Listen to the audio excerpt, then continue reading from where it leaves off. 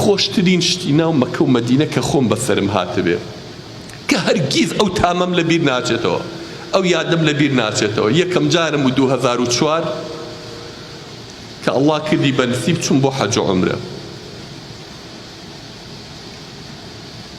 ئەو شوێنەی کە پێغەمبەر صلی الله علیه و سلم فەرمێ ما بەینە قبری ومنبری ڕەوزەة من ڕیاض الجەنە، لە بینی قەبرەکەم و لە بینی منبەرەکەمە باخێکە لە باخەکانی بەهەشت کە ئیتر و عالەمەی سە هەموو سەری بۆ گرتووە، ئیسا بە قائیمە و بەناوە خوێندێتەوە بۆی سەرە و بێت هەتا بچیت ئەگەر ڕێگە بەن دوور کە عەدلۆشی تیا بکەیت. قەدەری ئەڵڵا ئەو ساڵە من چوم 2004 مانگی 12 2004 بوو، ئەو جێگەیان تەعمیرە کرد، ئەو شوێنەیان تەعمیرە کردەوە،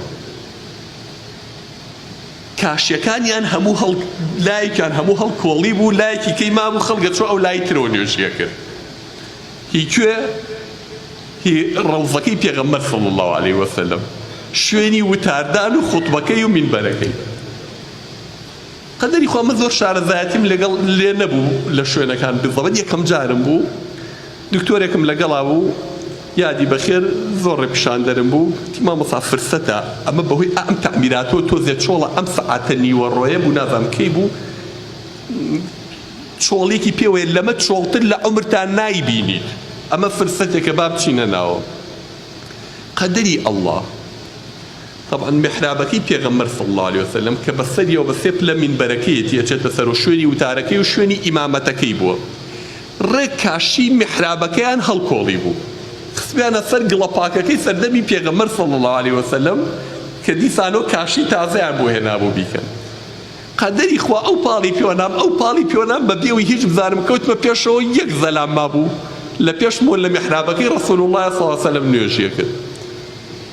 هەر زوو سەلامی دایە و هەستا ڕۆی من بە پاڵ خسیامە ناو محرابەکە، چوومە کەوتمە نە بەردەمی محرابەکەی پێغەمبەری خوا صلی الله علیه وسلم.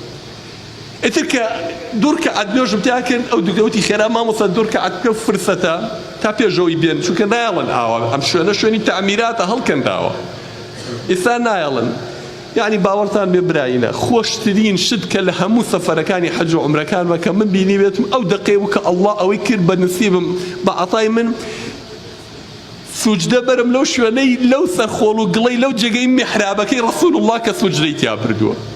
لە کاتی سوجدەکە بوو باشە سوجدە بەرم یا قوربانی عەرزەکە بم ماچی کەم گڵەکە ماچکەم، ئەمە ڕەسوول الله صلی الله علیه وسلم ئالێنە یا سوجدەیە بەر عەرەقی پێغەمبەر صلی الله علیه وسلم ئابێرەوە ئانیشتەوە، هەناسەی پاکی ڕەسوول الله عالم گڵەی ئەدا.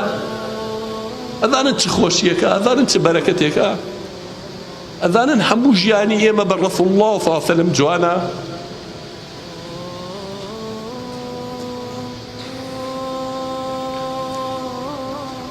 خوای گەورە بیکا بەنسیبی هەموومان ئینشاءالله.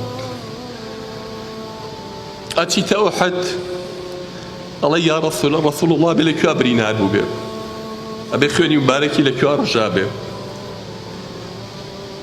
ئەبێ حەمزە لەکوێ شەهید بوو بێ، ئەبێ قۆڵی عومار لەکوێ قرتا بێ لەسەر پێغەمبەری خوا صلی الله علیه وسلم، بێ و کافرانە لەکوێ چاڵیان بۆڵ کرد بێ و چۆن کەوت بێتە ناو چاڵەکەوە.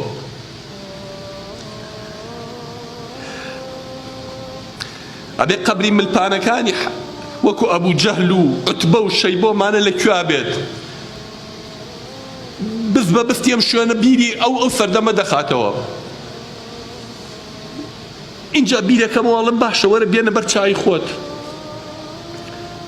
1400 ئەمەندە ساڵێمە لە ڕەسوول الله صلی الله علیه وسلم دوورین، بەو ڕادێ مشتاقی ئەوین، بەو ڕادێ دڵمان پێوەی پەیوەستە، بەو ڕادێ خەریکە لە جەسەی خۆم دەرەچم بۆ خۆشەویستی ڕەسوول الله. ئەبێ سەحابە چۆن تەحەمولیان کرد بێ لە جیابوونەوەی ڕەسوول الله.